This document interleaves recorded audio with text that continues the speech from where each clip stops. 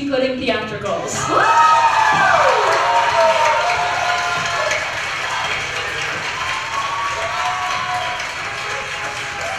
And hello, my name is Nikita Nair. I am the cast vice president for this year.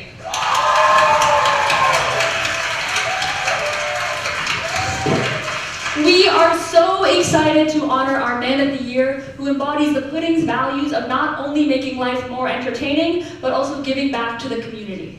And so, for his embodiment of both of these goals, we are so excited and pleased to recognize our 56th Man of the Year, Bob Odinkirk!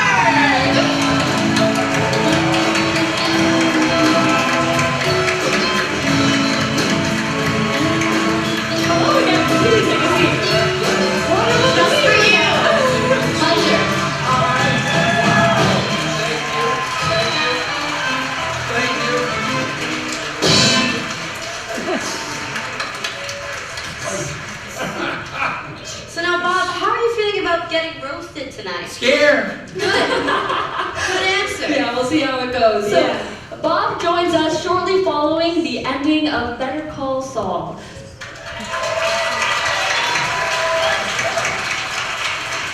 Which is, by all accounts, a career-defining performance, depending on how you define career. And despite his best efforts, he's been nominated for 11 Emmys and 5 Golden Globes. Winning 2 chances to see Jennifer Coolidge accept an award. 3 if he sticks around until Saturday. Hey, we'd love to have you. And before his appearance on Better Call Saul, people know Bob as their beloved Saul Goodman in Breaking Bad. Or, wait, no. They know Saul Goodman in Breaking Bad. No, sorry. Bob plays a lawyer on TV. After getting his start on SNL in 1987, Bob has featured in countless classic sitcoms throughout the ages, including How I Met Your Mother, Seinfeld, The Office. What Not to Wear. Oh, no, Bob. We think that you're perfect just the way you are. It's just that our on-site fashion expert does have some opinions, and you know what? Let's call him out. Gustav?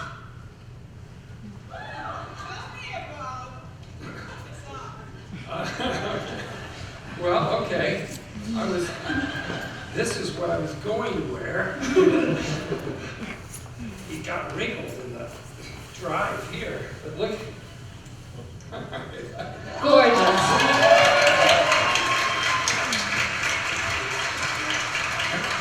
Yeah, I think we can all agree this is a much better look. What do you think? What do you think, Bob? Do you like it? Absolutely. It's fits nice. It makes me look sharp. Makes me look fit. And I like the little bears.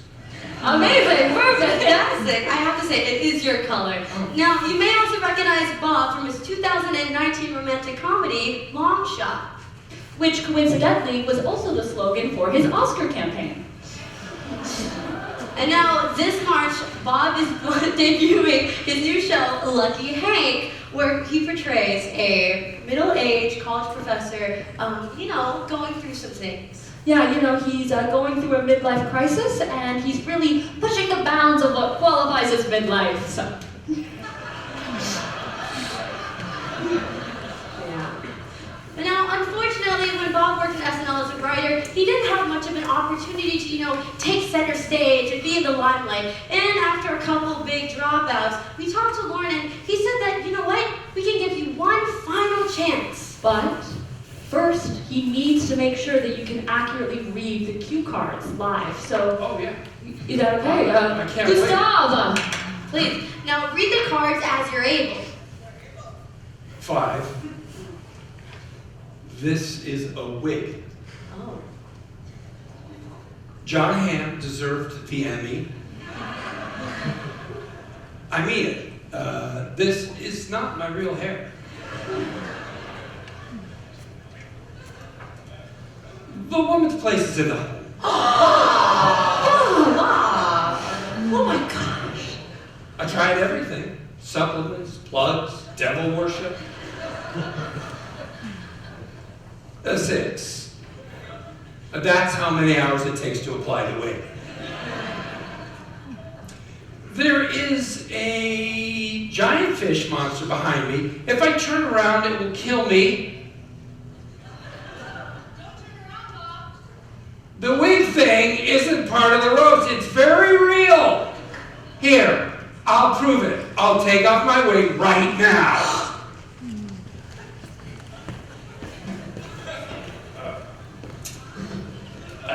You know, we all accept reality at our own pace. Maybe one day, Bob. You're gonna get there, Bob. Believe in you. You'll get there. It's okay. Yeah. Now, Bob has worked with fantastic people, including Conan O'Brien, Dan Stiller, and Adam Sandler, just to name a few. And you might be asking, what about the women?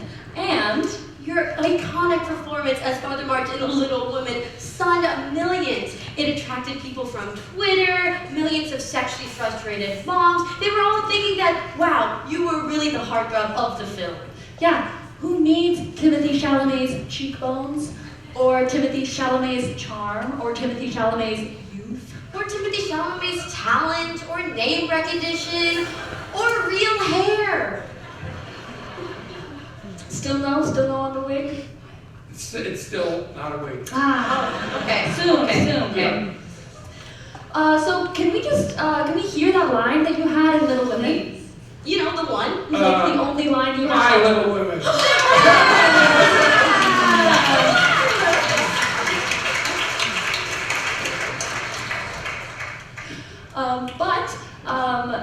In addition to performing in Little Women, you have also featured in, you made such wonderful contributions to the comedy world. After writing for SNL for several years, you and David Cross started a sketch comedy series, Mr. Show.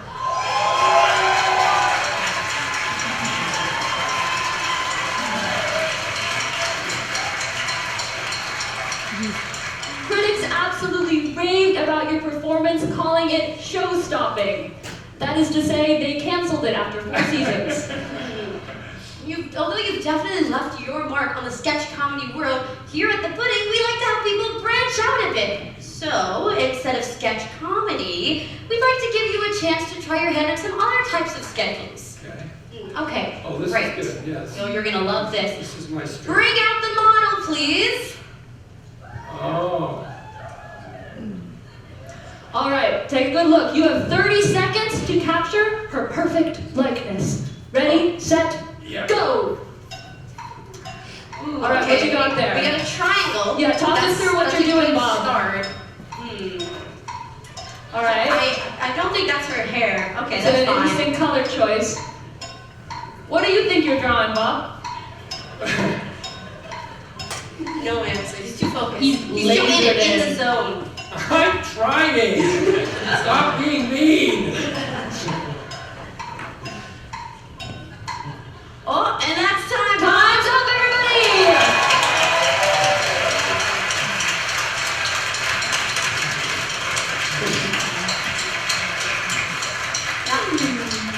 I'm gonna go ahead and say it. My line was supposed to be, wow, chilling, but that's pretty good. That's not bad. Do you want to tell us a little bit what you were, if you were aiming to capture anything with this? That's totally An artist just statement. cheating off James Thurber.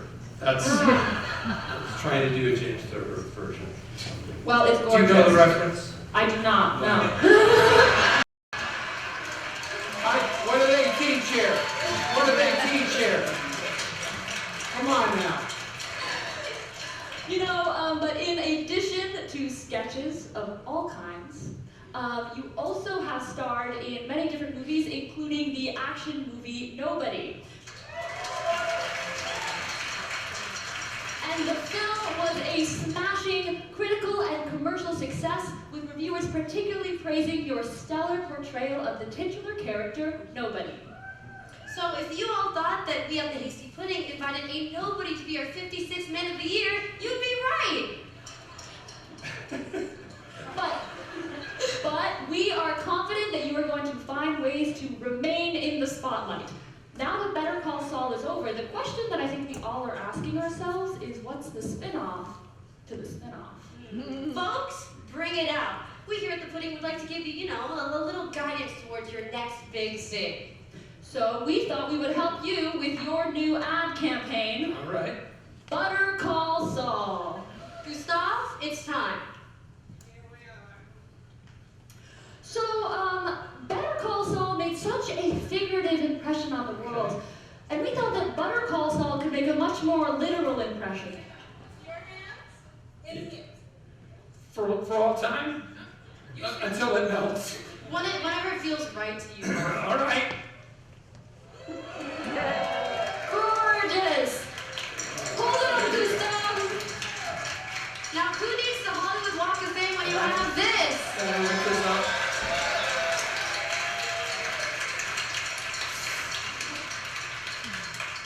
And with that, you have completed the final challenge, and we are so excited to honor you tonight. Please bring out the pudding pot! Oh yeah! I need a pudding pot. I need a pudding pot. Thank you. Wow, look at that. Great. Can you help me? Because take off the dress. All right. All right. Okay.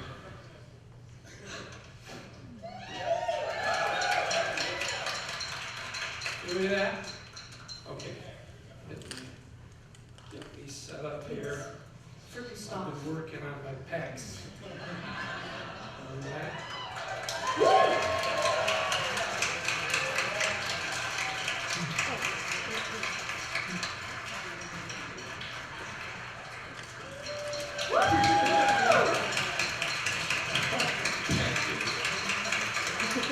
Thank you so much.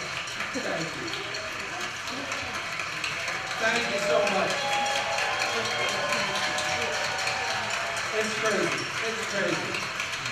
Thank you. So, Bob, is there anything you'd like to say? Yeah, actually, I wrote a speech, if I could get it out behind my new bra. Yes.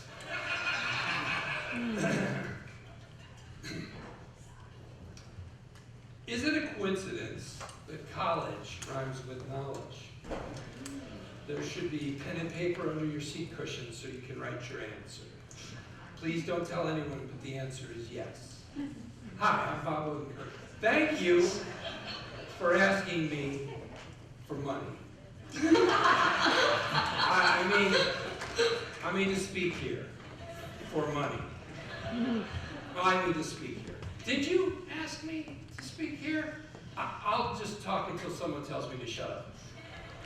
How honored must we all be today? Let me skip to the end.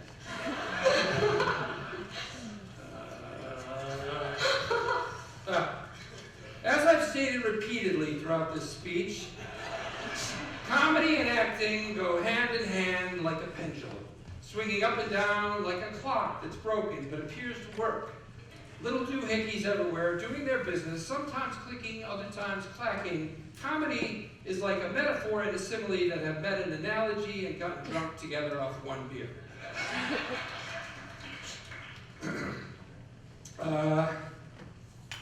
Think. Write something, you idiot. It's Harvard. They pay $1,000 a year to go here. Don't just read. Oh, I'm sorry, I'm reading my notes in the margin. I'm trying to help you understand me and the knowledge that my life has brought to you from me using my mouth. Let's skip to the middle. Upon seeing your blank, youthful, aging, annoyed faces, it is clear that either I am not supposed to be here or you are not supposed to be here. One of us is in trouble and is only beginning to grasp it, like a pendulum. What is it like a pendulum? Literally nothing. Idea for Shark Tank. Power bar that makes you sleepy. I'm sorry, I'm reading the margin notes again.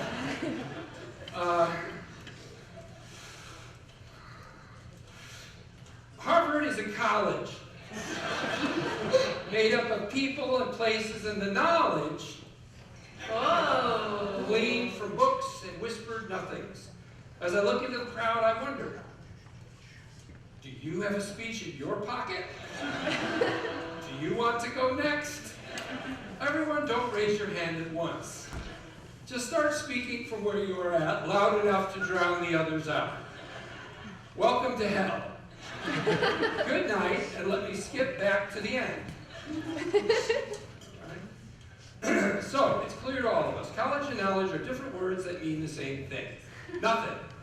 I'm just spitballing, but if I've helped anyone today, let me know the way out, and, this is important, I'm just spitballing, but if I've helped anyone today, let me know on the way out, and, this is important, please let me know the way out. A fire exit is fine, and is in fact preferred. Thank you, and night good. Damn it, I fucked it up at the end. Okay, right to the end. Brilliant.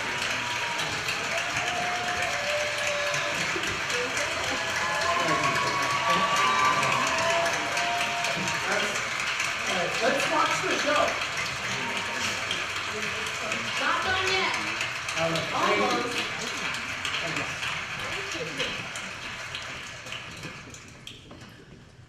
Bob, yes.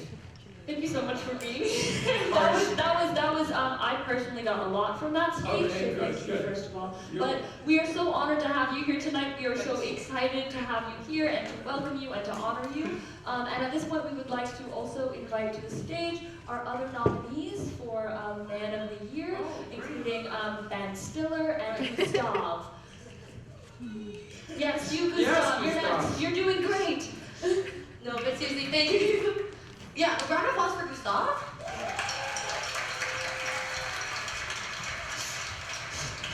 No, but thank you so much, Bob. I hope it goes your way. Thanks. One more round of applause, please, for Bob. All right, thank you so much. Where should I go?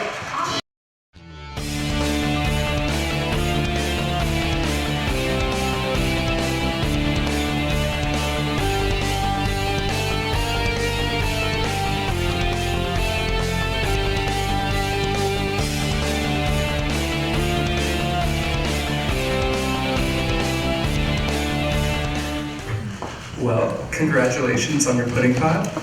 Thank you so much. It's really fun. Having a great day. I hope the roast wasn't too brutal, was it? It was so not brutal. I'm so aware of the thinningness of my hair. I'm glad. We're going to open the floor for some questions now.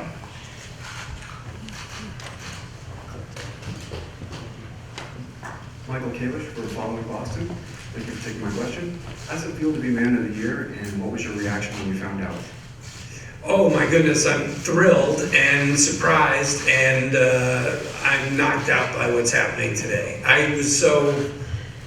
guess I just didn't know what to expect, but it's been a great day, fun meeting all these students, and crazy honor to be a part of the club, to be included and see all the people who've gotten it before me. A lot of people I know and a lot of people I really respect. This young lady has a question. Hi, my name is Macy Parker. I'm with the Daily Free Press. Thank you so much. Hi. My question is, what advice do you have for young people who are just starting out their career? Would you be specifically in showbiz, right? Yes. I think, you've got to put out your best energy, but you have to read the room too. So sometimes, I started as a comedy writer, which I loved, and I feel I did very well there. And over time, I had a great career doing that. And then I was surprised to see that some of the roles I was lucky to get acting in dramatic pieces was really working for a big audience and making people happy. That's not something I started with any, focus on. So I just started to ask myself, how am I in that, and what can I do in that area? But that took some, I had to think about it. I had to really notice it. Sometimes people don't notice. They're doing their thing that they've always loved, but maybe their talents are maybe a little adjacent. That's all. Yeah. Go ahead.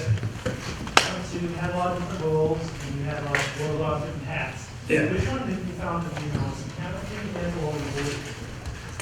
Well, writing is the most challenging, but also the most rewarding when you figure it out, but it's the most challenging.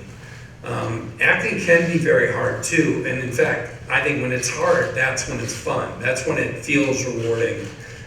So I do like shifting around from, job to job. I'm all about dynamics, doing this, writing, acting, producing, and just changing it up. And also within acting, doing something like an action movie, but then doing a comedy. And just that variety is something I'm really excited about and that I look for. I look to make happen. Like, pretty common for the Harvard Nerd. After kind of the drama of the last season of Better Call Saul, do you have any plans to return to kind of more straightforward comedy in the future? Yeah, Lucky Hank, the show I just did for AMC, I asked to be a part of that a year ago. By the way, the two writers of that show are both Harvard grads. I think Paul Lieberstein came here. I know Aaron Zellman did, and Aaron Zellman was part of the Hasty Pudding Club. So they wrote that show. And it's a comedy, and it's one of the reasons I wanted to do it, was because it's lighter, way more comedy than Better Call Saul, which was very funny at times, but Saul wasn't kind of in on the joke, he was the joke.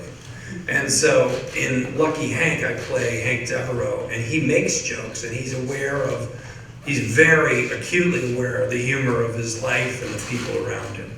So, and I would love to do, kind of just broader comedy again, too. I love doing sketch comedy so much. Yeah. Hi there. Hi. Karen from Social Media. Hi. Congratulations. Thanks. We had a screen up here we got to watch from up here, the event, and we're having a blast up there. Yeah. Big celebration, right? Yeah. So when I think of celebrations, I have to ask, in perspective, after going through what you did like a year and a half ago with a heart attack, what do celebrations like this mean to you now? Is it different? Is it stronger? Is it special? Super special. Honestly, it would have been hard to even agree to be a part of this before that. There's something about the degree to which this is a retrospective looking back on things that you've done that probably would have put me off before that. But I think that heart attack made me realize that, we only have a limited time, and it isn't so bad sometimes to just sit back and enjoy that you've done a lot of things, or that anything about your life, to look back with a smile and enjoy that you've gotten to be alive and do things. And not only insist that the only thing that matters is making something and getting bigger or getting more of, whatever the challenge is in front of you, but to just take a break and contemplate whatever, that you're alive and that you've done some things. And I think I'm more comfortable with that. In fact, I pursue it a little bit now. Yeah. Hi, Bob. Riley Rourke, WEBN, Boston, Emerson College. Hi. What motivates you to push yourself as an actor?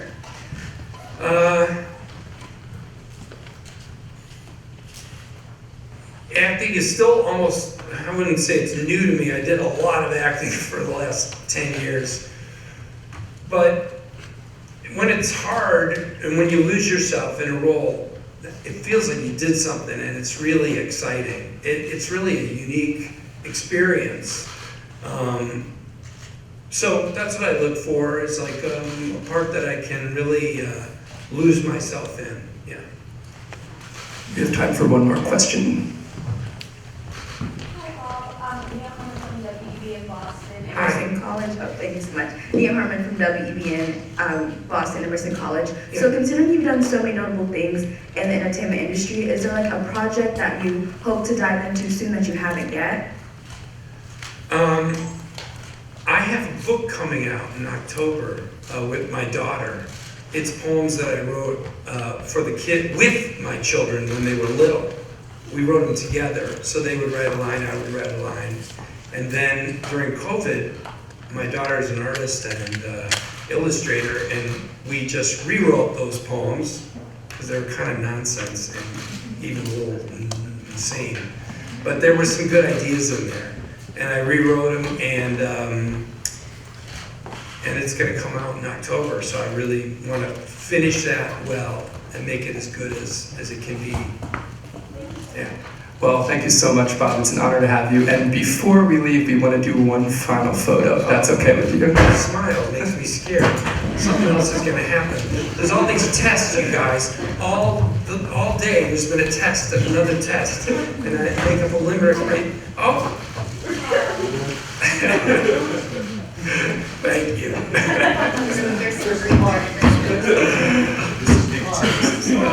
Yeah.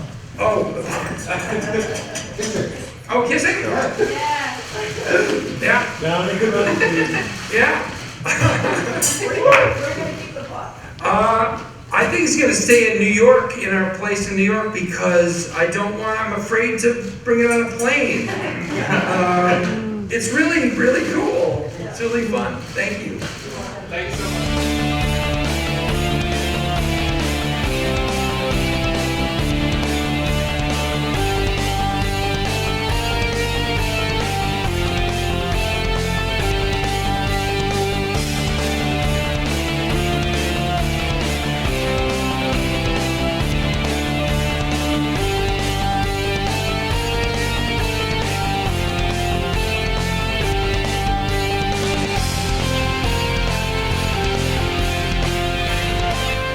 Song about never saying never and never being told what you can or cannot do. This is one of us.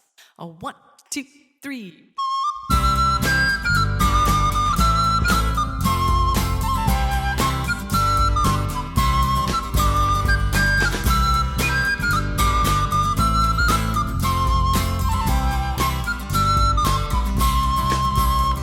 Before I got to fighting, or when fighting got to me, I looked to find examples on the field of chivalry, and I saw mighty arms, much stronger than my arms could ever be.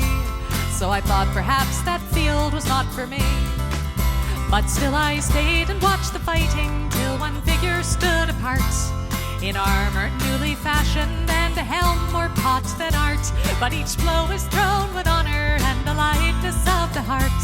So I took that step which soon became a start. 'Cause she was not the biggest fighter, nor one to raise a fuss, but I remember being proud that she was one of us.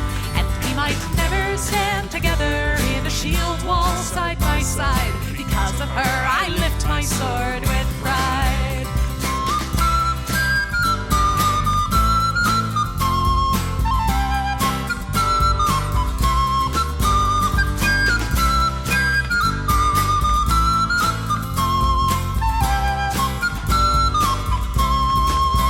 She was ladylike and lively, not the type you would expect, with a braver heart than many and a slot shot to respect. And I guess she'd once decided this was where she'd like to be, and I thought if she could do it, why not me?